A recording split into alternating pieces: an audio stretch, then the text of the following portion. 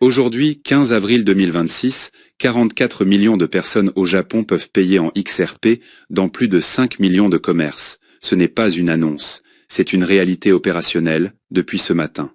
Dans la même semaine, l'Europe vit une bataille réglementaire silencieuse qui pourrait redessiner la carte du crypto sur tout le continent. Et aux États-Unis, une loi attendue depuis des années est à quelques jours d'un vote décisif au Sénat. 3 signaux, 3 fronts différents, un seul actif au centre. Je suis Alexandre, analyste crypto basé à Bruxelles. Dans cette vidéo, je vous propose de comprendre ce qui se passe vraiment cette semaine autour de XRP avec des faits vérifiables, sans spéculation. Prenez le temps de regarder jusqu'à la fin, car chaque chapitre apporte un éclairage différent sur un tableau d'ensemble qui prend tout son sens une fois assemblé. Chapitre 1. Rakuten. L'adoption grand public devient réalité. Rakuten est le plus grand groupe de e-commerce du Japon. Pensez à un équivalent de Amazon, mais avec une carte de fidélité utilisée par presque la moitié de la population japonaise. Depuis ce matin, Rakuten a intégré XRP directement dans son application Rakuten Pay. Concrètement, ces 44 millions d'utilisateurs peuvent désormais acheter des XRP avec leurs points de fidélité Rakuten, les stocker dans leur Rakuten Wallet et les utiliser pour payer dans plus de 5 millions de commerçants à travers tout le Japon. Pour vous donner l'échelle de ce programme de fidélité, il représente aujourd'hui plus de 3 000 milliards de points en circulation, valorisés à environ 23 milliards de dollars. Ce n'est pas anodin. C'est la première fois qu'un actif tiers, donc en dehors des propres tokens de Rakuten, est directement intégré dans cette infrastructure de fidélité et de paiement. Un responsable de Ripple a qualifié cette intégration de l'une des étapes les plus significatives dans l'histoire de XRP. Il faut comprendre ici une nuance technique importante. Les commerçants ne reçoivent pas de XRP, ils reçoivent des yens. Le XRP joue le rôle d'un pont de conversion entre les points de fidélité et la monnaie locale. C'est précisément la proposition de valeur que Ripple défend depuis sa création, pas un actif spéculatif, mais une infrastructure de règlement. Rakuten avait déjà intégré Bitcoin, Ethereum et Bitcoin Cash en 2023. L'arrivée de XRP marque une étape supplémentaire, celle d'un actif dont la vitesse de règlement et les frais de transaction très bas sont particulièrement adaptés au paiement retail quotidien. Avant de continuer, j'aimerais vous poser une question. Si vous regardez cette vidéo depuis la Belgique, la France, la Suisse, le Canada, le Maroc, la Côte d'Ivoire ou n'importe où dans le monde, laissez un commentaire en précisant votre ville ou votre région. Et dites-moi quel sujet vous aimeriez que j'aborde dans ma prochaine vidéo. La réglementation MiCA en Europe, l'impact fiscal du crypto dans votre pays, ou l'un des sujets que nous allons aborder dans les prochains chapitres. Vos commentaires construisent directement le programme de cette chaîne. Et si ce contenu vous apporte de la valeur, abonnez-vous et activez la cloche, c'est le seul algorithme que je vous demande de battre. Chapitre 2. La SEC, le Clarity Act et le vote qui peut tout changer. Revenons aux États-Unis, parce qu'une échéance législative majeure approche. Le Clarity Act est un texte adopté par la Chambre des représentants américaine en juillet 2025, avec un vote bipartisan de 294 voix contre 134. Son objectif est simple.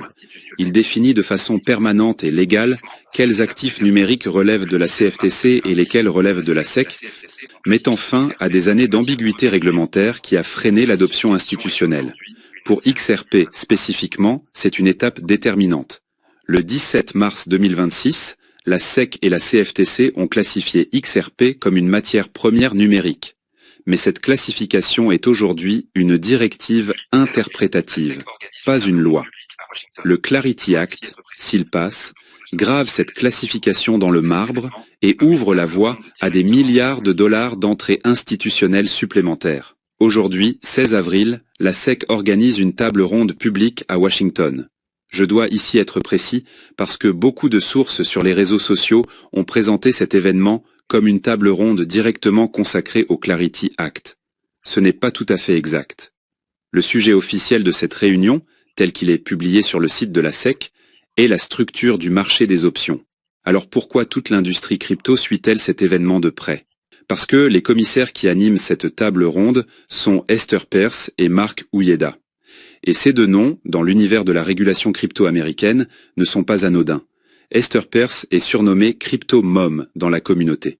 Elle dirige la Crypto Task Force de la SEC, créée en janvier 2025, qui a déjà organisé 6 tables rondes publiques sur le trading crypto, la garde d'actifs, la tokenisation et la DeFi depuis le début de l'année. Marc Ouyeda, de son côté, a passé l'année 2025 à démanteler méthodiquement les directives de l'ère Gensler, ces mêmes directives que l'industrie crypto combattait depuis des années. Autrement dit, quand ces deux commissaires sont sur scène, le marché lit entre les lignes, quel que soit l'ordre du jour officiel. C'est un signal de direction réglementaire, pas un vote. Ce qui compte vraiment, c'est ce qui vient juste après. La commission bancaire du Sénat cible un vote en commission dans les 2 dernières semaines d'avril. Si ce vote n'a pas lieu avant fin avril, la politique des élections de mi-mandat risque de mettre le texte en attente pour le reste de 2026. C'est donc une fenêtre étroite, et chaque signal envoyé par la SEC cette semaine contribue à maintenir la pression politique sur le Sénat. Les marchés prédictifs Polymarket attribuent aujourd'hui une probabilité de 72% au Clarity Act de passer en 2026. Le PDG de Ripple, Brad Garlinghouse, estimait lui-même les chances à 80 à 90% d'ici fin avril selon CoinDesk. L'analyste Geoffrey Kendrick de Standard Chartered projette un prix de $8 pour XRP d'ici la fin 2026 si ce texte est adopté et si les entrées dans les ETF atteignent 10 milliards de dollars.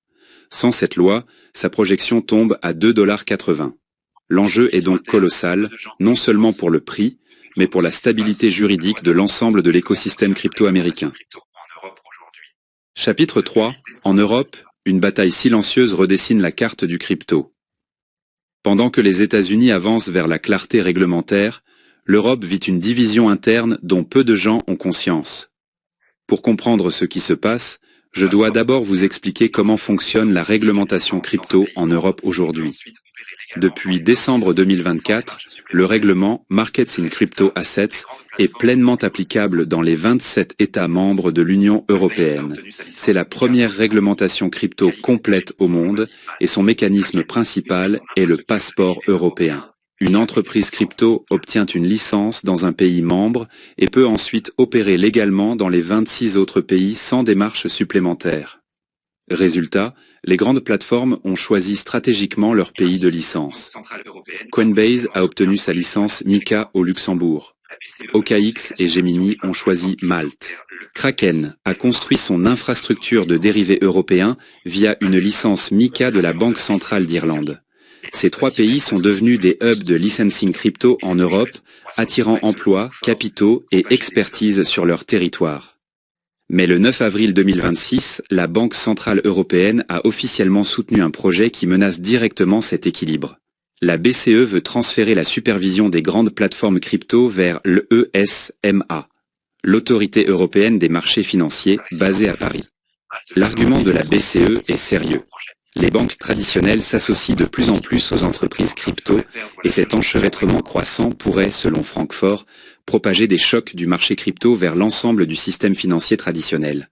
La BCE a également dénoncé ce que le ESMA appelle le forum shopping, c'est-à-dire le fait pour certaines plateformes de choisir le pays européen aux règles les plus souples pour obtenir leur licence, avant d'opérer librement dans toute l'Union. La résistance est forte.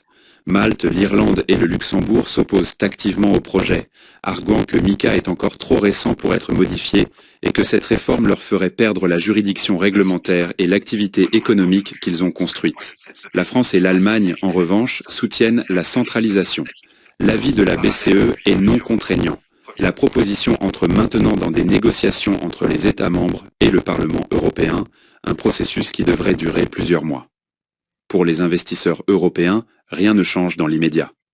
Mais c'est une bataille réglementaire à suivre de près, parce que son issue pourrait redessiner la géographie du crypto en Europe d'ici 2027. Chapitre 4. Le tableau d'ensemble. Ce que tout cela signifie vraiment. Prenons maintenant du recul. Ce que nous voyons cette semaine n'est pas une série d'événements isolés.